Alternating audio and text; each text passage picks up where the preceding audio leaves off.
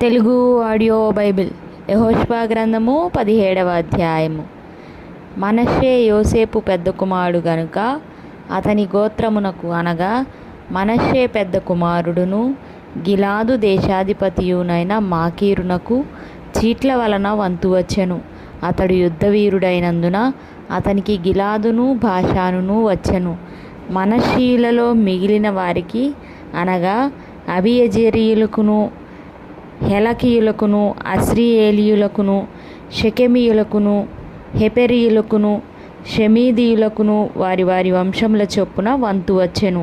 వారి వంశములను బట్టి యోసేపు కుమారుడైన మనష్షే యొక్క మగ సంతానమిది. మనష్షే ముని మనుమడును, మాకీరు ఇను మనుమడును, గిలాదు మనుమడును, హెపెరు కుమారుడునైన సెలోపెహాదుకు కుమార్తెలే గాని కుమారులు పుట్టలేదు. అతని కుమార్తెల పేర్లు Mahlah, Noah, Hoglah, Milcah, Tirzah అనునవి.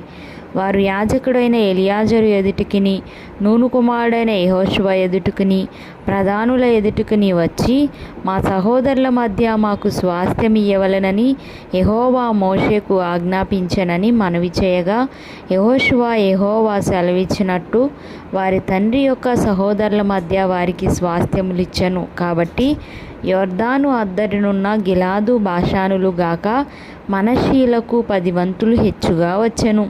ఏలయనగా మనష్షీయుల స్త్రీ సంతానమును వారి పురుష సంతానమును స్వాస్థ్యములు పొందెను. గిలాదు దేశము తక్కిన మనష్షీయులకు స్వాస్థ్యమాయెను. మనష్షీయుల సరిహద్దు ఆషేరు నుండి షెకెమునకు తూర్పుగానున్న మిక్మెతా వరకును దక్షిణమున ఏన్తప్పుయ నివాసుల వైపునకు వ్యాపించెను. తప్పూయ దేశము మనష్షీయులదాయెను. అయితే మనష్షీయుల సరిహద్దులోని తప్పూయ ఎఫ్రాయిమీయులదాయెను. ఆ సరిహద్దు కానా ఏటి దక్షిణ దిక్కున ఆ ఏటి వరకు వ్యాపించెను. మనష్షీయుల ఊళ్ళలో ఆ ఊళ్ళు ఎఫ్రాయిమీయులకు కలిగెను. అయితే మనష్షీయుల సరిహద్దు ఆ ఏటికి ఉత్తరముగా సముద్రము వరకు వ్యాపించెను. దక్షిణ భూమి ఎఫ్రాయిమీయులకును ఉత్తర భూమి మనష్షీయులకును కలిగెను. సముద్రము వారి సరిహద్దు. ఉత్తర దిక్కున అది ఆషేరీయుల సరిహద్దుకును తూర్పు దిక్కున ఇస్సాకారీయుల సరిహద్దుకును నడిచెను. ఇస్సాకారీయుల ప్రదేశంలోను ఆషేరీయుల ప్రదేశంలోను బెత్షెయాను దాని పురములను, ఇబ్లెయామును దాని పురములను, దోరు నివాసులను దాని పురములను, ఎందోరు నివాసులను దాని పురములను, తానాకు నివాసులను దాని పురములను, మెగుద్దో నివాసులను దాని పురములను అనగా 3 కొండల ప్రదేశము మనష్షీయులకు కలిగి ఉన్నది. కనానీయులు ఆ దేశంలో నివసింపవలెనని గట్టి పట్టు పట్టియుండిరి గనుక మనష్షీయులు ఆ పురములను స్వాధీనపరచుకొనలేకపోయిరి. ఇశ్రాయేలీయులు బలవంతులైన తరువాత వారు కనానీయుల చేత వెట్టి పనులు చేయించుకొనిరి, కానీ వారి దేశమును పూర్తిగా స్వాధీనపరచుకొనలేదు. అప్పుడు యోసేపు పుత్రులు యెహోషువతో, మాకేల ఒక్క చీటితో 1 వంతునే స్వాస్థ్యముగా ఇచ్చితివి? మేము ఒక గొప్ప జనమే గదా.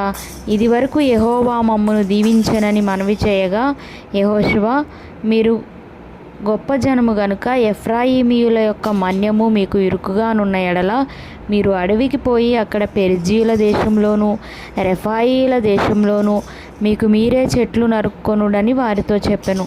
అందుకు యోసేపు పుత్రులు, ఆ మన్యము మాకు చాలదు. అదియుగాక పల్లపు చోటున నివసించు కనానీయులకందరికీ అనగా బేత్షెయానులోని వారికిని దాని పురములలోని వారికిని యెజ్రెయేలు లోయలోని వారికిని ఇనుప రథములున్నవనిరి.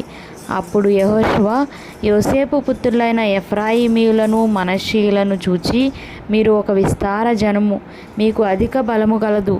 మీకు 1 వంతు చీటియే కాదు, ఆ కొండ మీదే.